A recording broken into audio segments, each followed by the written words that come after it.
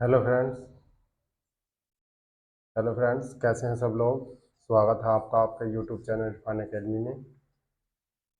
आज जो हम क्वेश्चन पढ़ेंगे वो प्रीवियस ईयर क्वेश्चन पढ़ेंगे। जितने भी आज तक हमारे विलियन चैप्टर के अंदर आए हुए क्वेश्चन हैं वो सब प्रीवियस पढ़ेंगे, ठीक है। नहीं कितने आपके क्वेश्चन आए हैं, इससे आपको एक ये जानकारी मिलेगी कि क्वेश्चन किस टाइप के आते हैं, और एक आपसे इससे ये पता चलेगा कि आप क्वेश्चन को किस तरीके से लिखना होगा, ठीक है। नहीं तो अब हम बताते हैं प्रीवियस ईयर क्वेश्चन कौन कौन से आए थे।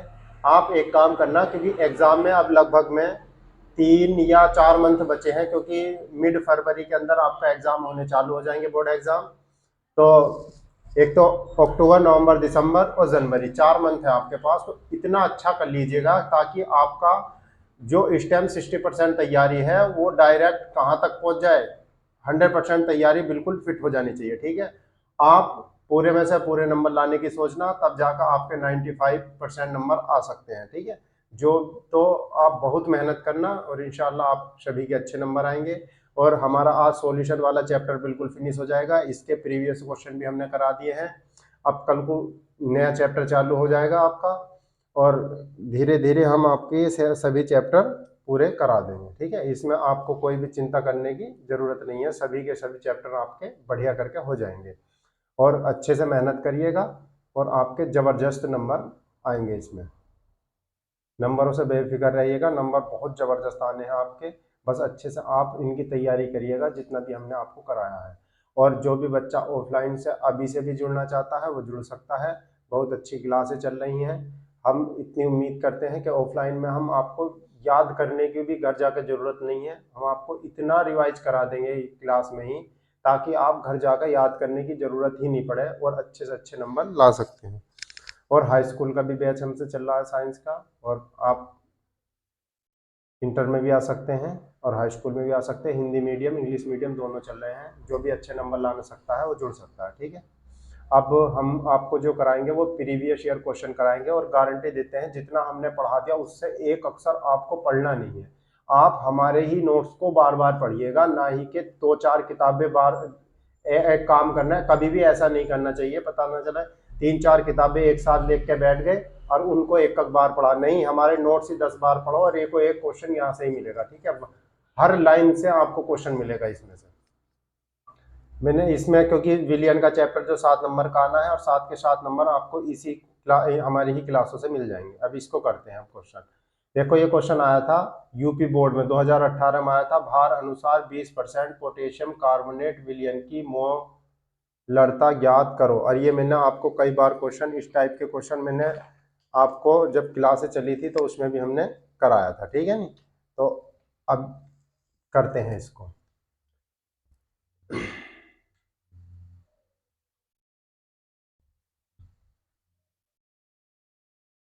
देखो, भार अनुसार 20% पोटेशियम कार्बोनेट विलयन की मोलरता ज्ञात करो। चलो जी, ठीक है। तो अब 20% का मतलब क्या हुआ? 20% का मतलब हुआ है आपके पास 20% पोटेशियम कार्बोनेट का मतलब हुआ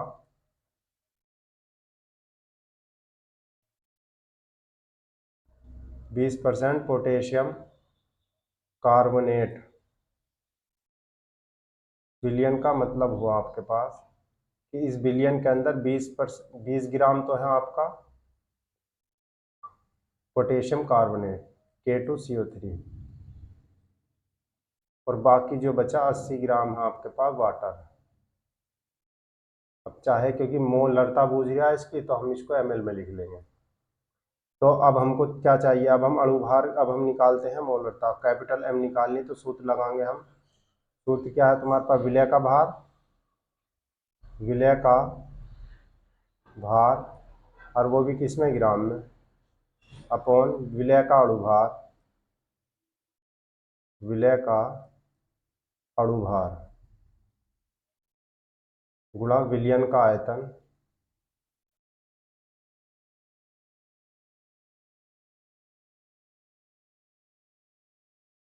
और वे क्या आएगा? ml में, ठीक है। नहीं फिर हम ऊपर कितना लगा देंगे? 1000। और विलय का भार कितना है आपका? 20 ग्राम। अब हमें इसका अणुभार निकाल लेंगे, तो कैसे निकालेंगे? K2CO3 2 गुणा पोटेशियम का कितना होता है 39 प्लस कार्बन का 12 प्लस 3 गुणा में 16। तो अब ये हो गया 2 में 18 का 8 हासिल 1 2 3 6 और 1 7 39 दूनी 78।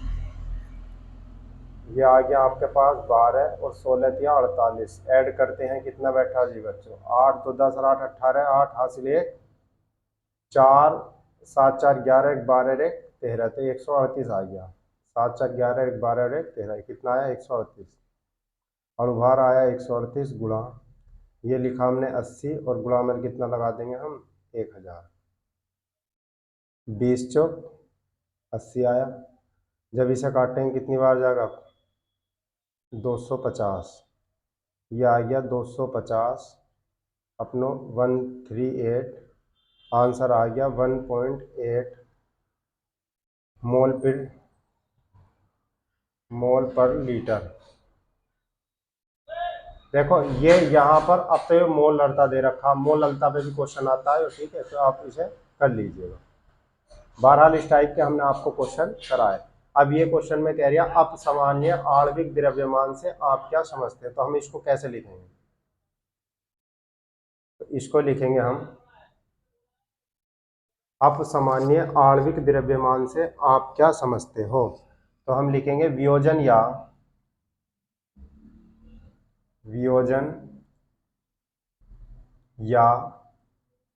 संयोजन की स्थिति में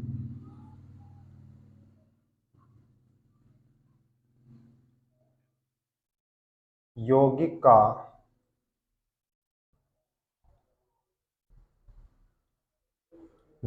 का अणुभार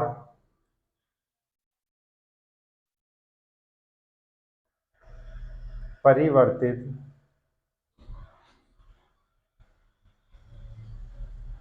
हो जाता है।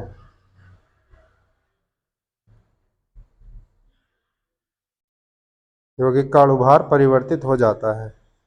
इस प्रकार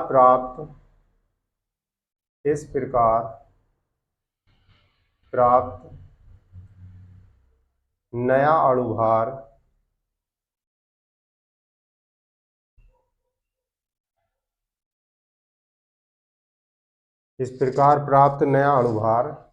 असामान्य अणुभार या अपसामान्य अणुभार लिख सकते हैं। असामान्य,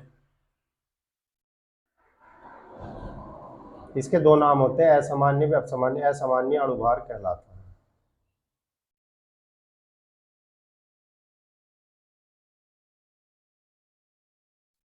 आपका क्वेश्चन हुआ पूरा। अब हम यहाँ से इसमें आई का मान जो निकालते हैं तो किससे निकलता है बच्चे? जैसे असामान्य अणुभार, असामान्य अणुभार बटे में सामान्य अणुभार।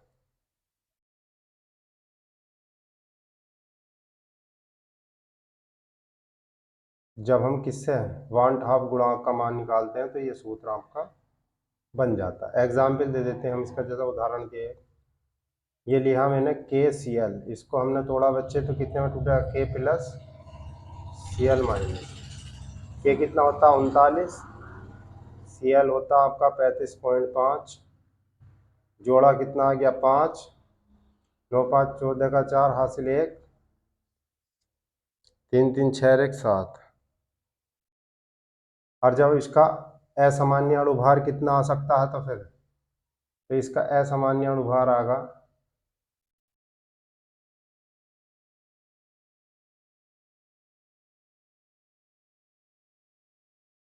कितने मॉलिक्यूल बने इसके? 1 और 1 2 7 4 5/2। तो इसका असामान्य अणुभार कितना जाएगा? 2 3 6 2 7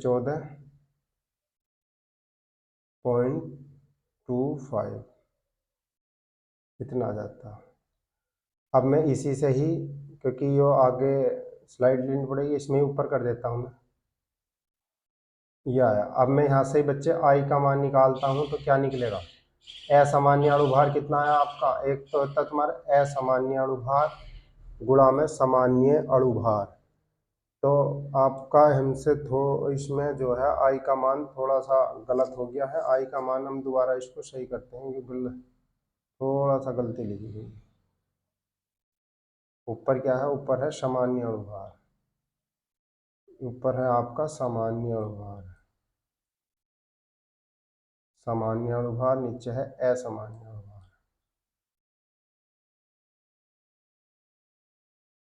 जब हम इसको लिखेंगे तो सामान्य अणुभार कितना है 74.5 और ये है 37.25। जब हम इसको बच्चे काटेंगे तो कितनी बार कट जाएगा, ये 2 बार। तो आई का मान कितना आ गया आपके पास 2। मतलब जब हम इससे 1/2 गुणांक निकालेंगे तो कितना आ जाएगा 2। बहरहाल आपको पहले तो इसकी डेफिनेशन लिखनी है, फिर ये सूत्र लिखना है, फिर ये लिखना है, फिर ये इसी के नीचे करना है, ठीक है। हमने इसी में ही कर दिया आपका सब। अगला क्वेश्चन करेंगे। देखो ये है 27 डिग्री सेल्सियस ताप पर यूरिया के m/10 विलियन का पराशरण दाब ज्ञात करो। क्या इस टाइप के मैंने आपको क्वेश्चन नहीं कराया, इस टाइप के भी आपको मैंने सभी क्वेश्चन कराए हैं और ये भी यूपी बोर्ड के एग्जाम में आया था। अब हम इसको कैसे हल कर सकते हैं ये हम आपको बताते हैं। कैसे कर सकते हैं, टेम्परेचर का मान कितना दे रखा 27 डिग्री सेल्सियस, तो ये हुआ 27 डिग्री सेल्सियस को हम केल्विन में बदलेंगे तो 273 ऐड करते हैं तो कितना हो गया 300 केल्विन। चलो जी, मोलरता दे रखी m/10, m का मान दे रखा 1/10। चलो जी, r का मान हमको दे ही रखा है 0.082 और पराशरण दाब P का मान निकलवा रहा। सूत्र क्या लगाएंगे हम, P बराबर देखो सूत्र ये होता है तुम्हारे पास PV बराबर nRT, यहीं से सूत्र बनाओ। PV बराबर n का मान W/में m r और t, और P का मान क्या बन जाएगा बाल को W/में m और गुणा में V और R और T। अच्छा, ये पूरी बात क्या कहलाई जाती है, विलय का भार बटे विलय का अणुभार विलयन का आयतन, तो यही कहलाती है आपकी मोलरता। ये मैंने आपको जब सूत्र हल करवाया था तब भी करवाया था। तो क्या आया ये आया P बराबर, ये पूरी हो गई मोलरता, और मोलरता का मान दे रखा 1/10 गुणा, क्योंकि विलय का भार बटे विलय का अणुभार और गुणा में विलयन का आयतन, तो यही क्या कहलाती है आपको मोलरता कहलाती है। आयतन यदि लीटर में दिया हो तो V लगा देंगे, ml में दिया हो ऊपर से 1000 से मल्टीप्लाई कर देंगे। R का मान हम जानते हैं कितना दे रखा 0.082 और मल्टीप्लाई में हमने कितना करा 300, और P का जो मान आपका निकल का आएगा ये हमने इससे काट दिया, या 0 कितने अंक के बाद पॉइंट लगा 1 2 3, तो P का जो मान आपका निकल का आया हमारे पास, जो निकल का आएगा P का मान, कहीं गलती तो हो गई 3 गलती हो गई भाई साहब कैलकुलेशन में। कितना हुआ 0 लिखेंगे हम, 3 दूनी 6 और 3 अट्ठे 24, कितने अंक के बाद 0.3 अंक के बाद लगना है, ये लगा दिया। तो P बराबर आपका आ गया 2.460 और ये आ गया आपका वायुमंडलीय दाब।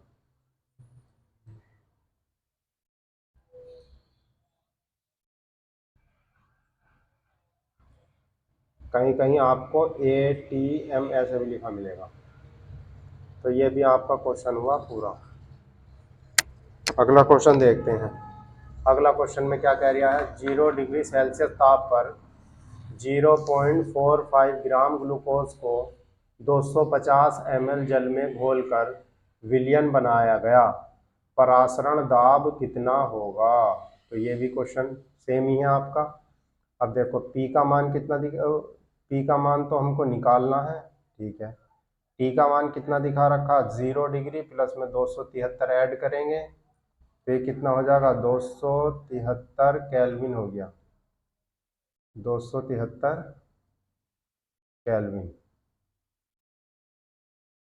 ये हो गया। 0.45 ग्राम ग्लूकोज, W का मान कितना आ गया तुम्हारे पास 0.45 ग्राम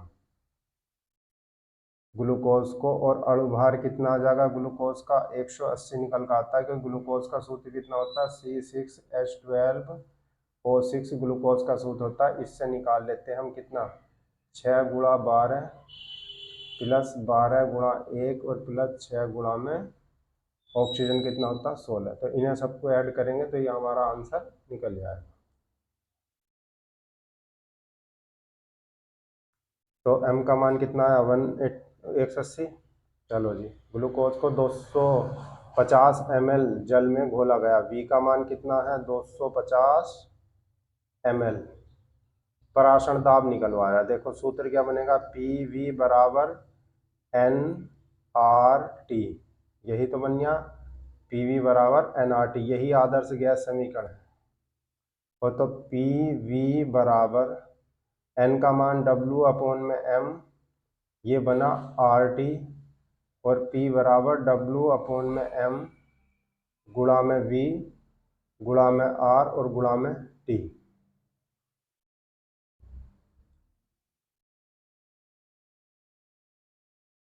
अब हम इसको करते हैं तो कितना बना P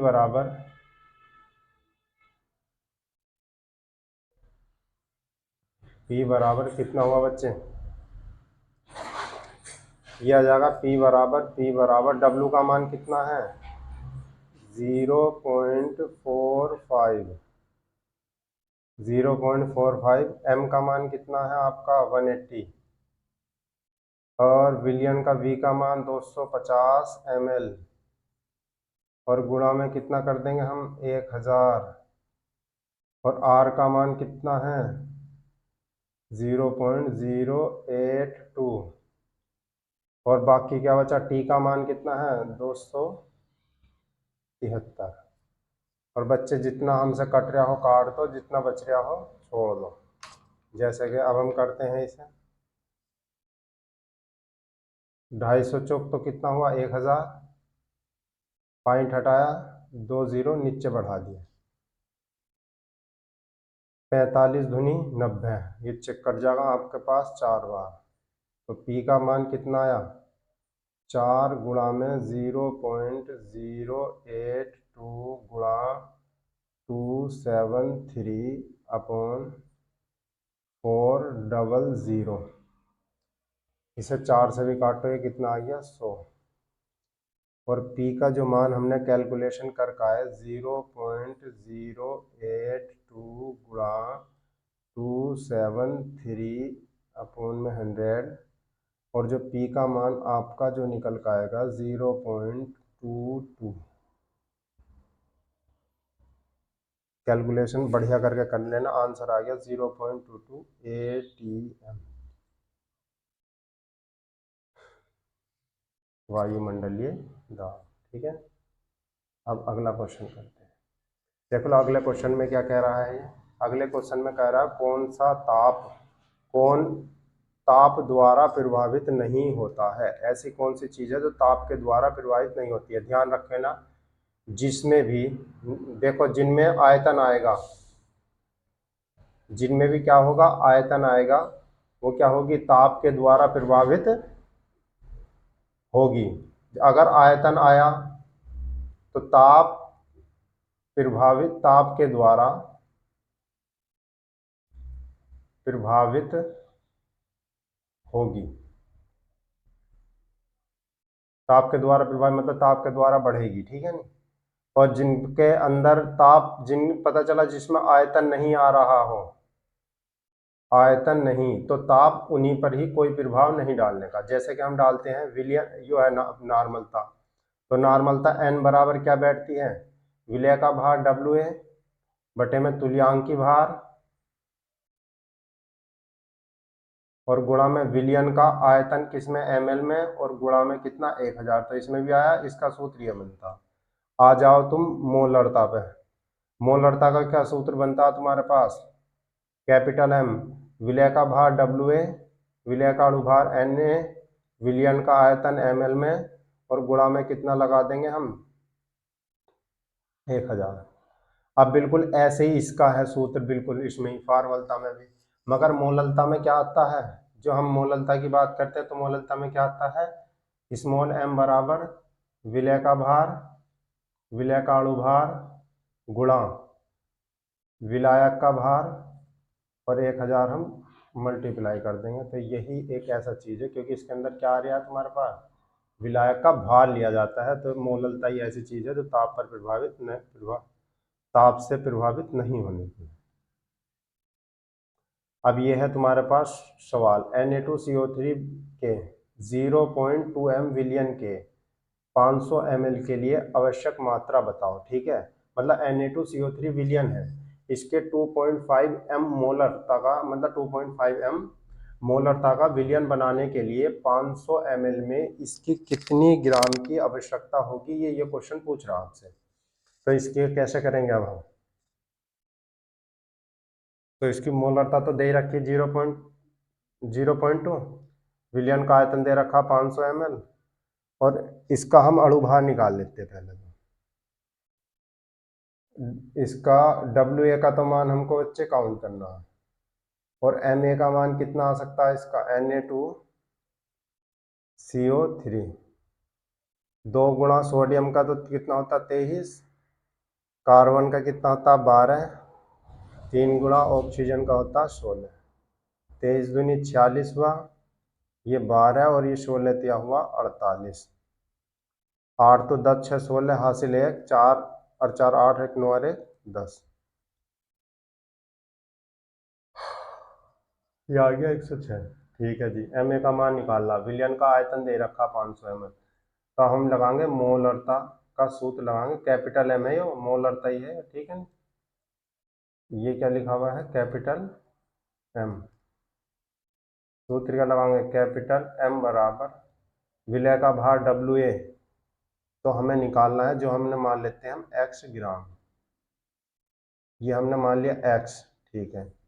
इसका अणुभार कितना आएगा 106, और आयतन कितना आएगा तुम्हारे पास 500 ml, और गुणा में कितना लगाएंगे हम 1000, और m का मान कितना आ गया तुम्हारे पास, ये दे रखा 0.2, ये हो गया x, 500 दूनी कितना हुआ 1000, 2 से काटा बाल को, 2 पंजे 10 और 2 तिया 6, x बराबर कितना आ गया 53, जो x का मान निकाल लेंगे 0.2 गुणा 53, ठीक है। x का मान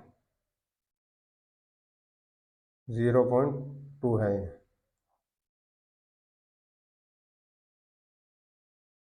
यह है 0.2 53, 2 तिया 6 और 2 पंजे 10, 0.1 अंक के बाद इतने ग्राम की हमको क्या होगी आवश्यकता होगी। अब यह है 90 ग्राम जल में, सब प्रीवियस ईयर क्वेश्चन है जो पहले पहले आए हुए हैं आपके आज तक, जितने भी आज तक क्वेश्चन आए हुए ये सभी प्रीवियस क्वेश्चन है, तो अच्छे से करिएगा आप। अगला क्वेश्चन क्या कह रहा है आपको, 90 ग्राम ग्लूकोज, 90 ग्राम जल में 1.8 ग्राम ग्लूकोज का मोल प्रभाव ज्ञात करो। तो WA का मान ग्लूकोज का कितना दे रखा 1.8 ग्राम, सॉरी 9 नहीं, और इसका अणुभार कितना जाएगा ग्लूकोज का 180,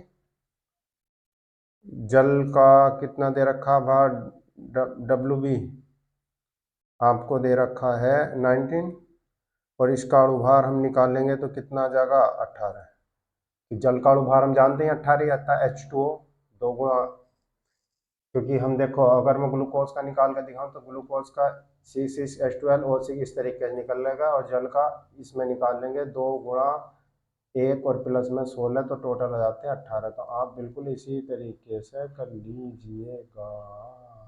चलो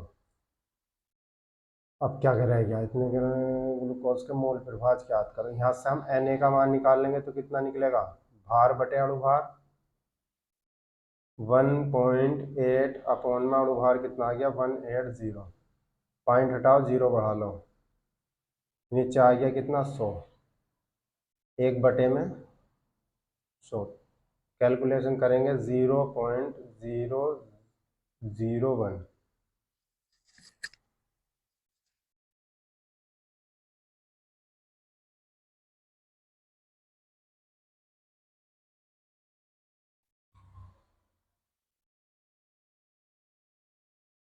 ये आ गया 0.01। और इसमें से एन बी का मान निकाल लेंगे, कितना आया, भार बटे अणुभार रखेंगे, 18×5 = 90। कितना आ गया बच्चे, 5। बस मोल प्रभाज किसका मालूम करवा रहा है, ये ग्लूकोज का। तो ग्लूकोज का निकाल लेंगे हम, एक्स बी का मान निकाल लेंगे। तो क्या होगा, उसी के अणुभार मोल ऊपर रख लेंगे 5, कुल मोलों की संख्या रखेंगे नीचे 5 प्लस 90 ग्राम जल में ग्लूकोज के मोल प्रभाज पूछा। तो ग्लूकोज के मोल ऊपर रखेंगे, कितना है ग्लूकोज के मोल, 0.01। और इसका 5 प्लस में 0.01। तो ये हुआ एक्स बी बराबर 0.01, 5.01। तो आप इसी का ही मोल प्रभाज बिल्कुल अच्छे से निकाल कर रख लेंगे। इसका क्या क्या आपका इसका मोल प्रभाज आ सकता है, ये हम कर ही लेंगे। ठीक है, तो कितना आया, एक्स से अच्छे से कैलकुलेशन कर लेना आप। तो एक्स बी का जो मान आएगा, एक्स बी मतलब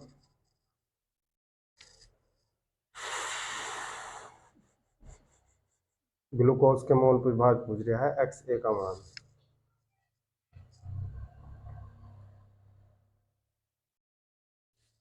तो कितना आया, तो ग्लूकोज के पूछा था तो हमने ग्लूकोज के ऊपर रखा, टोटल नीचे रखा। बस आपको यही देखना होता है। और ग्लूकोज लिख, यहाँ मैं लिख भी देता हूँ ग्लूकोज।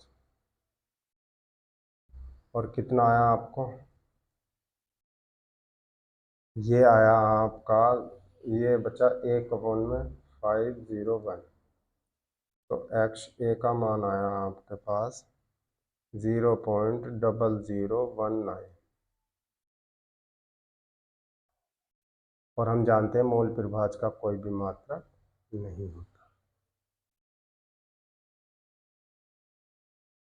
अब ये कह रहा है 0.1 m ग्लूकोज विलयन की तुलना में 0.1 m MgCl2 विलयन के हिमांक में अवनमन है।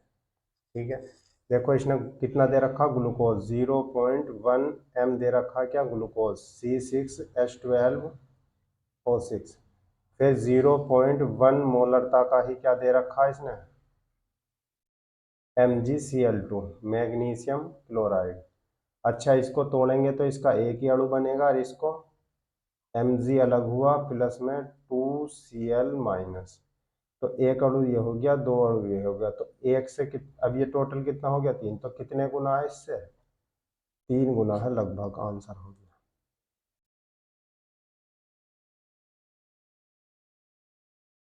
फिर यह समान ताप पर किन विलयनों के युग्म समपरासारी हैं। समान ताप पर किन विलयनों के युग्म समपरासारी होंगे। अब यह ध्यान रख लें, समपरासारी विलयन, देखो कितना बढ़िया क्वेश्चन है। अब देखो हम इसको तोड़ते हैं NaCl को।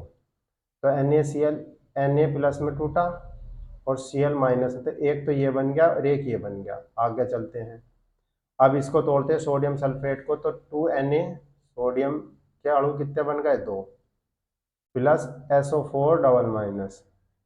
तो ये हो गया तुम्हारे पास एक अणु इसका हो गया। तो ये तो कितने हैं, 2, और ये कितने हैं टोटल मिलकर 3। तो ये तो समान है नहीं, तो ये तो हो नहीं सकता। यूरिया पे आ जाओ। तो यूरिया का सूत्र होता है NH2CONH2। तो यूरिया भी एक अणु है, क्योंकि अपने आयनों में नहीं टूटता है।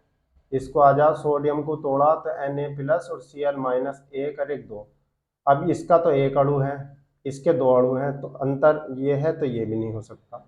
आ जाओ इसमें देखते हैं, इसको तोड़ा तो बच्चे ये Ca प्लस में NO3 का ट्वाइस ये बैठ रहा, ठीक है नहीं। मतलब दो अणु ये हैं, एक अणु इसके हैं। अब इसको देखते हैं, इसको तोड़ते हैं। जब हम इसको तोड़ेंगे किसको, सोडियम सल्फेट को, तो 2Na प्लस में SO4 डबल माइनस, तो ये कितना हुआ, दो अणु इसके हुए, एक अणु इसका हुआ, टोटल कितने हुए, 3। इसमें देखते हैं, एक अणु इसका हुआ, दो अणु इसके हुए, टोटल कितने हुए, 3। तो जब इसका भी 3 अणु है टूटने के बाद, इसके भी 3 अणु है, तो इन यही विलयन ऐसे होंगे जिनके समपराशारी विलयन होंगे, या इन्हीं के ही पराशर दाब ऐसे होंगे जो बिल्कुल आपस में समान होंगे। ठीक है नी, दोनों 0.1 m मोलरता के ही विलयन है, ये भी 0.1 m मोलरता का ही क्या है, विलयन है। अब आपके लगभग में सभी सवाल हो गए, और आप इन्हीं को बार बार रिवाइज कीजिएगा अच्छे से। और जो भी बच्चा ऑफलाइन आना चाहता है वो ऑफलाइन आ सकता है। और आपको हमने ये क्वेश्चन चैप्टर पूरा फिनिश करा दिया। अब नेक्स्ट चैप्टर जो चलाएंगे वो हम कल से चलाएंगे, और नेक्स्ट चैप्टर में आपका विद्युत रसायन चैप्टर पढ़ाया जाएगा। फिर उसके बाद केमिकल कार्नेटिक्स, रासायनिक बलगतिकी बचा, तो आप अच्छे से करिएगा और बढ़िया नंबर आएंगे आपके, ज़बरदस्त।